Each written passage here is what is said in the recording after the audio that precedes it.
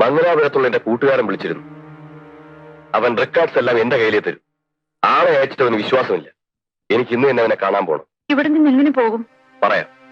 നിങ്ങളുടെ അമ്മയെ ആശുപത്രി കൊണ്ടുപോകുന്ന പോലെ ഇവിടെ നിന്നൊരു ആംബുലൻസിൽ എന്നെ കൊണ്ടുപോകണം. വേണ്ട ഏർപ്പാടെല്ലാം ഞാൻ ചെയ്തിട്ടുണ്ട്. നിങ്ങൾ ഉടനെ വക്കീലെ ചെന്ന് കാണും. എന്തിനാ? വെറുതെ അല്ല ഞാൻ നിങ്ങളെ സഹായിക്കുന്നത്.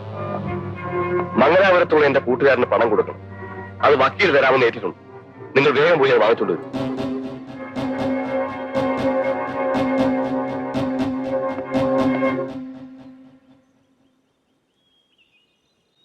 രാധേ, നമ്മുടെ ബെന്നി ഹോസ്പിറ്റലാണ്. ഒരു ബൈക്ക് ആക്സിഡന്റിൽ. അവനെ നിന്നെ ഒന്ന് കാണണമെന്ന്. ഇപ്പോഴാണോ തോന്നിയത്? ഉണ്ണി പോയ പിന്നെ ഇതേവരെ അവനിങ്ങോട്ട് കടന്നില്ലല്ലോ. എന്താണ് അവിടെ നടന്നെന്നറിയാൻ ഒരു നോക്ക് കണ്ടു ചോദിക്കാൻ ആശിച്ചോളാം ഞാൻ. ഇനി എനിക്ക് അവനെ കാണണ്ട. ചേച്ചി അങ്ങനെ പറയരുത്. വരൂ. കൂട്ടം കൂടി നടന്ന അവൻ കാരണമാണ് എന്റെ ഉണ്ണി പോയത്. ഞാൻ വരില്ല. നിന്റെ വേദന എനിക്കറിയാൻ രാധേ. എന്നാൽ ഇപ്പോൾ മരണം കാത്തുകിടക്കുന്ന ഒരു കുട്ടിയോട് ഇനിയും വിരോധം വച്ചിരുന്നിട്ട് കാര്യമില്ലല്ലോ. അത്ര അധികമാണോ ബെന്നിക്ക്? അത് ചേച്ചി, ചിലപ്പോ. വരൂ രാധേ. എവിടെയാണവൻ?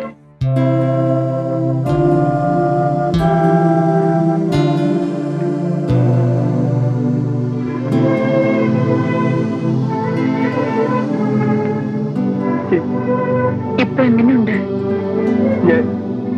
ഞാൻ ജീവിക്കില്ല. ബെന്നി, മരിക്കുന്നതിന് മുമ്പ് എനിക്ക് ചേച്ചി ഒരു സത്യം അറിയിക്കാനുണ്ട്.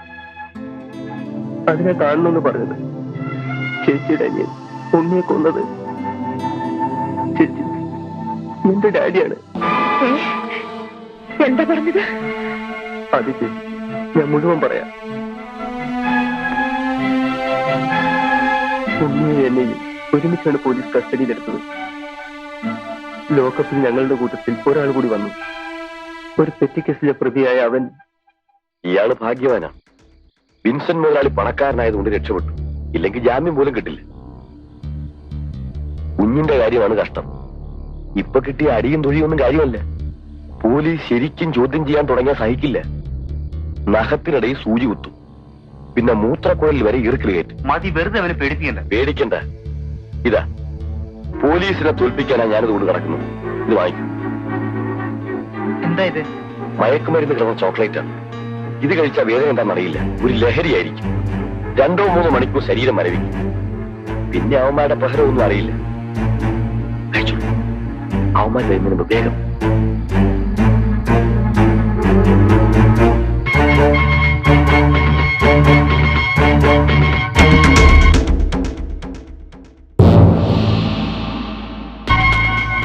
ഈ 3 ലക്ഷം രൂപ നിങ്ങളുടെ മകന്റെ വിലയാണെന്ന് കരുതിക്കോളൂ. സത്യം പറഞ്ഞാൽ അവനാണ് ഈ കേസിൽ 1-ാം പ്രതി. അതെനിക്കറിയാം സാർ. അതിരിക്കട്ടെ, എന്തിനു വേണ്ടിയാണ് നിങ്ങൾ ഒരാളെ എന്നോട് ലോക്കപ്പിൽ അയക്കാൻ പറഞ്ഞത്? എന്റെ മകൻ ചെയ്ത കുറ്റങ്ങൾ, പോലീസ് ജീപ്പ് കത്തിച്ചതും ഓഫീസറെ കൊന്നതടക്കം അറിയാവുന്ന ഒരേ ഒരാൾ അവന്റെ കൂട്ടുകാരനാണ്. പോലീസ് അവനെ ചോദ്യം ചെയ്താൽ സത്യം പുറത്തറിയും. അതിന് ആ നമ്പൂരിക്കുട്ടിയുടെ വായടയ്ക്കാൻ മിസ്റ്റർ വിൻസെന്റ്. സാർ, അവനിപ്പോ ജീവനോടെ ഉണ്ടാവില്ല. എങ്ങനെ അവനെ കൊന്നു? വിഷം കലർന്ന ചോക്ലേറ്റ് കൊടുത്തു. My God. സാറ് പേടിക്കണ്ട. പോലീസ് ചോദ്യം ചെയ്യുമ്പോൾ ചത്തല്ലേ വരൂ. പോസ്റ്റ്മോർട്ടത്തിന് അയച്ചാൽ?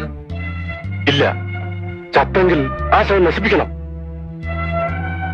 ചേച്ചി, എന്റെ ഡാഡി ഏത് പാപത്തിന്റെ ഫലമാണ് ഞാൻ ഈ അനുഭവിക്കുന്നത്?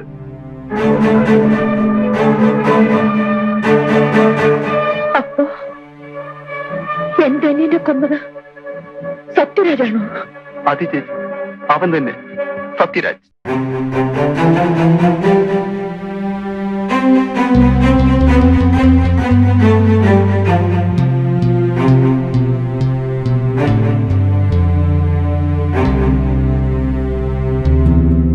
ഇനിയിപ്പോ കരഞ്ഞിട്ടെന്താ കാര്യം? സത്യരാജന്റെ സ്വഭാവം ക്രൂരതയോടെ അറിയാത്തവരില്ലല്ലോ. അവനെ കൊണ്ട് എന്നെ കൊല്ലിക്കാനായിരുന്നല്ലേ ഉദ്ദേശം? അയ്യോ അല്ല. പിന്നെ എന്തിനാ റാസ്കലിനെ വീട്ടിൽ കൊണ്ട് താമസിച്ചു? ജയിൽ ചാടി ഒരു കൊലപ്പുള്ളി ഒളിപ്പിച്ച് താമസിപ്പിച്ചാൽ അതിന്റെ ശിക്ഷ എന്താണെന്ന് നിങ്ങൾക്കറിയാമോ? സർ, ഇനിയും അവളെ വേദനിപ്പിക്കരുത്. എങ്കിൽ ഞാൻ പറയുന്നതനുസരിച്ച് സത്യരാജ് പറഞ്ഞ പോലെ നിങ്ങൾ വക്കീലിനെ ചെന്ന് കാണണം. അയാൾ തരുന്ന പണം അവനെ ഏൽപ്പിക്കണം. എനിക്കിനി അവനെ കാണാൻ വയ്യ. കാണണം. ഒരു സംശയം തോന്നാത്ത രീതിയിൽ അവനോട് പെരുമാറണം. എങ്ങനെ എനിക്കത് സാധിക്കും? ഇല്ലെങ്കിൽ അപകടമാണ്. അവന്റെ കയ്യിൽ ആയുധമുണ്ടെന്നല്ലേ പറഞ്ഞത്? പിസ്റ്റളോ ചെങ്കണ്ണോ എറിനേടോ എന്തൊക്കെ ഉണ്ടെന്ന് ആർക്കറിയാം? പോലീസ് നിങ്ങളുടെ വീട്ടിൽ കടന്നാൽ തീർച്ചയായും ഏറ്റുമുട്ടലുണ്ടാവും. അതിനകത്തല്ലേ നിങ്ങളുടെ വയസ്സായ അച്ഛനും അമ്മയുള്ളത്. ചിലപ്പോ അവരെ രക്ഷിക്കാൻ കഴിഞ്ഞൊന്നും വരില്ല. എന്റെ ഈശ്വര, അതുകൊണ്ടാ പറഞ്ഞത് അവന്റെ പ്ലാൻ പ്രകാരം ആംബുലൻസ് കയറി വരട്ടെ, ആളൊഴിഞ്ഞൊരു മൂലയിൽ വെച്ച് ഞങ്ങൾ അറസ്റ്റ് ചെയ്തോളാം. അതുകൊണ്ട് നിങ്ങൾ നിങ്ങളുടെ വീട്ടിൽ പോണം ഞങ്ങളെ സഹായിക്കാൻ. എന്താ? പോകാം സാർ. സീതയും കൂടെ പോണം. നീ എന്റെ ക്വാർട്ടേഴ്സ് ഇരുന്നാ മതി.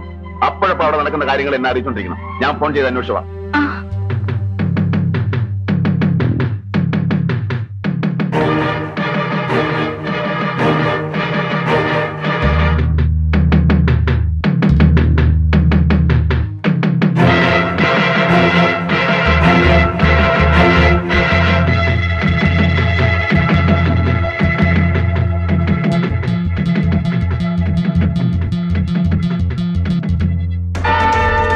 എവിടെയായിരുന്നു നിങ്ങൾ ഇതുവരെ? ആ പെട്ടി കയറും. ഈ തരാൻ ആംബുലൻസ് വന്നാലുടനെ ഞാൻ അതിൽ കയറിപ്പോവും.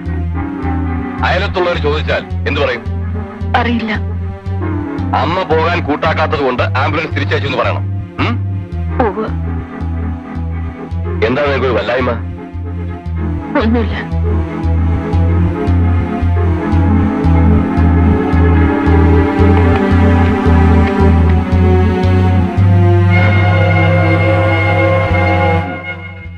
ബാലുവിന്റെ പ്ലാൻ മോശമാണെന്നല്ല.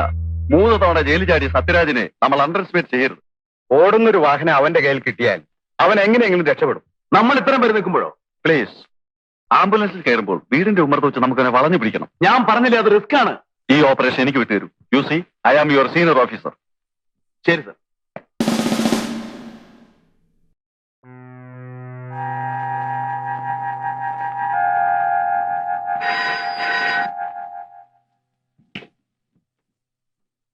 അതെ, പറയൂ.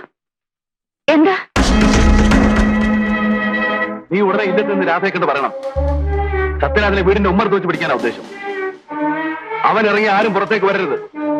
വെടിവെപ്പും സംഘടനയും എല്ലാം ഉണ്ടാവും. മനസ്സിലായില്ലേ? ഇല്ലത്ത് നിന്ന് രാധയോട് പറയണം സൂക്ഷിക്കാൻ. ഉടനെ. ശരി.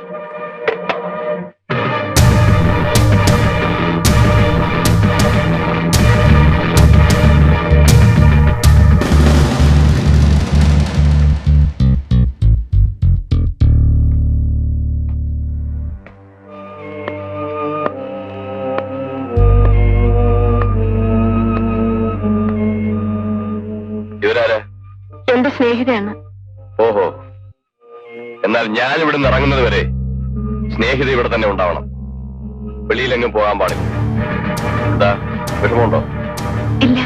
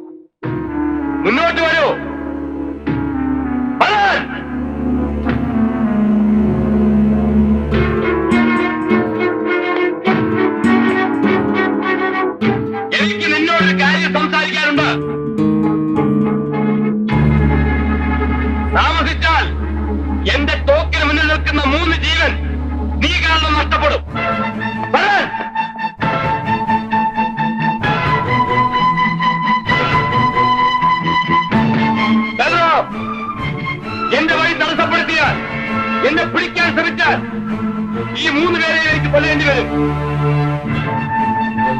നിങ്ങളുടെ കൂട്ടുകാരോട് മാറി നിൽക്കാൻ പറയൂ. 2 മിനിറ്റ് സമയം ഞാൻ തരുന്നു. അത് കഴിഞ്ഞാൽ ഞാൻ എന്റെ വഴി സ്വീകരിക്കും.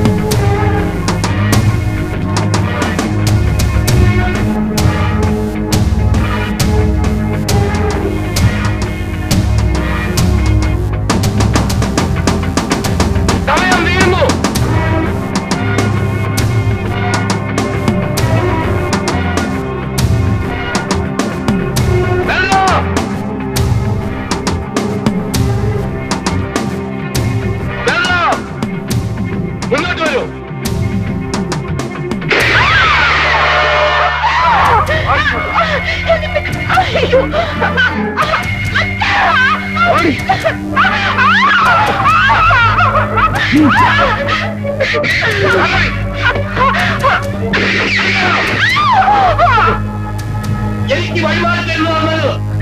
Drop your gun and ask them to move.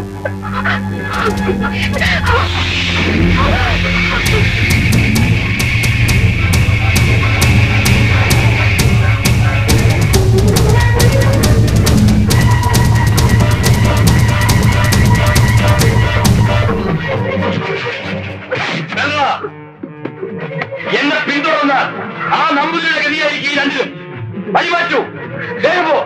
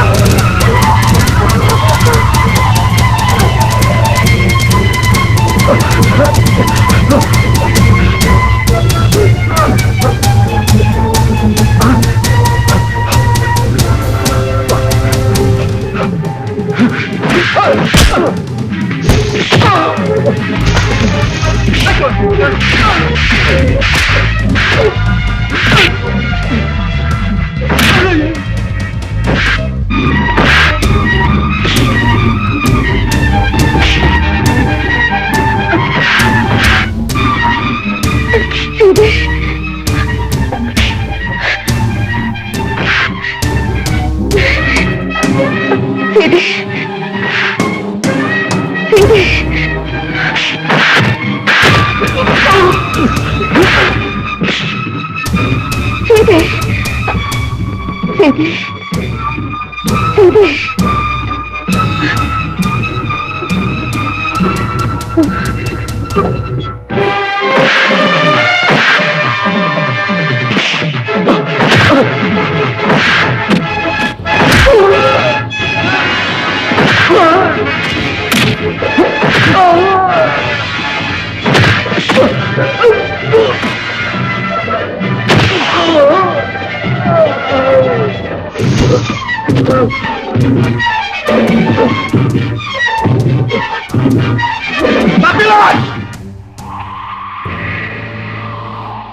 തവണ നിന്നെ ഞാൻ അവർക്ക് പിടിച്ചു കൊടുത്തു. നിന്റെ പണവും ശക്തിയും കൊണ്ട് നീ ജയിലിൽ സ്വതന്ത്രമായി ജീവിച്ചു. കോടതി മുറികളിൽ സാക്ഷികളെ വിലക്കെടുത്ത് തെളിവുകൾ നശിപ്പ് നീ ശിക്ഷയിൽ നിന്ന് രക്ഷപ്പെട്ടു. നിന്നെ പത്രക്കാർ വാഴ്ത്തി. നിന്റെ പേരിൽ കഥയും കവിതയും സിനിമയും രചിക്കുന്നു. ജനം നിന്നെ ആരാധിക്കാനും അംഗീകരിക്കാനും തുടങ്ങി. അത് ഞാൻ അനുവദിക്കില്ല. നിന്നെ ഒരു കോടതിക്ക് ഞാൻ വിട്ടുകൊടുക്കില്ല. നിനക്കുള്ള ശിക്ഷ ഞാൻ തന്നെ നൽകും.